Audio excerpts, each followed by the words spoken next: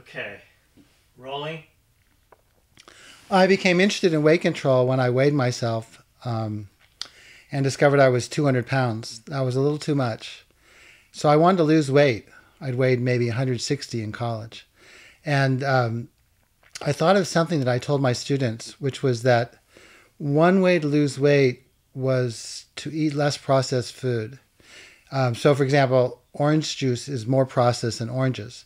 So I went from eating orange juice to oranges. I went from eating deli food to food that was simpler and had less preparation. So I made all these little changes, and I lost about 13 pounds without much trouble. That was what was so interesting. It wasn't so hard to lose the 13 pounds. And it took about 3 months.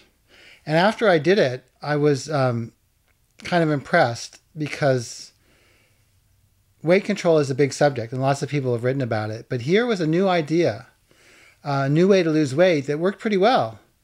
And I hadn't read it anywhere. I actually thought of it myself. So that was the beginning of my thinking it was possible that I had something to say about weight control that was new and different. And so I kept thinking about weight control at that point. And I kept puzzling over why eating less processed food would cause weight loss. Around 1995, I came up with a new theory of weight control, which revolved around the idea, three ideas really. One was the set point, that we have our body weight is controlled by a set point. That's the weight that our brain is trying to put us at. So maybe my set point was 180 pounds. So if I went above 180 pounds, I would lose my appetite and it would be hard. I'd lose weight. If I was below 180 pounds, my brain would make me hungry. So I would eat more than usual and I would gain weight. So the idea of a set point is there's a certain weight. Can you repeat that last sentence, to gain weight? If you remember it, sorry. Just so we can... The idea of a set point is that your brain is trying to keep your body at a certain weight. And if you're above your set point, you won't be hungry and you won't eat very much and you'll lose weight. If you're below your set point, you'll be more hungry than usual and you'll eat more than usual and you'll gain weight. So if my set point is 180 pounds and I'm at 175 pounds, I'll be incredibly hungry and I'll eat a ton at every meal and I'll gain weight until I get to 180. And when I get to 180, I won't be so hungry anymore. I'll just be normal hunger. So your set point, the theory, the idea of a set point is that your brain has a lot of control over your weight by making you more or less hungry. So that's an old idea. That's a very old idea that there's a set point. Part of my new idea, part of my theory was that food controls our set point. Certain foods raise the set point, other foods lower the set point. I didn't quite know what those foods were. That was the hard part. The final piece of my theory was an idea about what foods raise the set point. This was what was new and original here.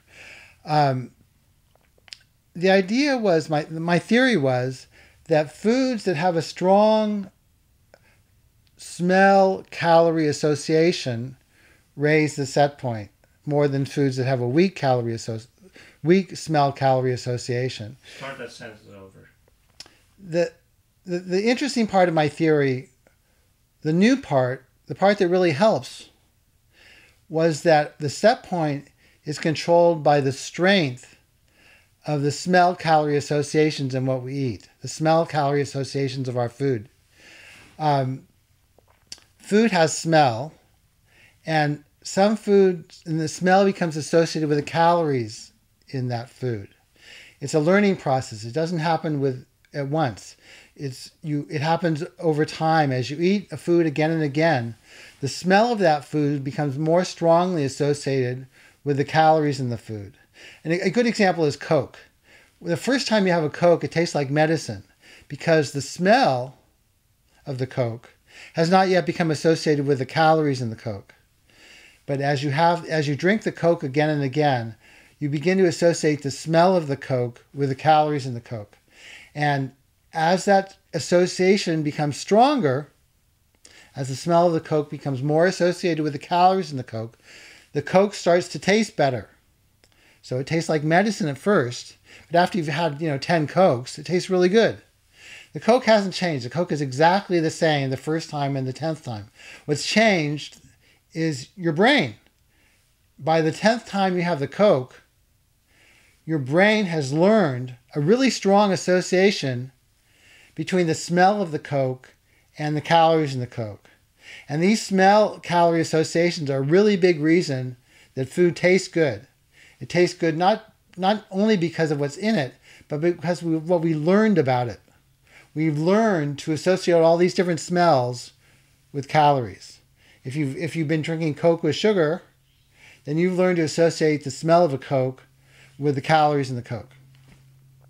So smell-calorie associations are really important in determining what food tastes good, which foods taste good. And my idea was that these smell-calorie associations not only determine what foods taste good, how good foods taste, but also determines our set point. And my theory was that when you eat a food with a strong smell-calorie association, it raises the set point more than a food with a weak smell-calorie association. That was the theory.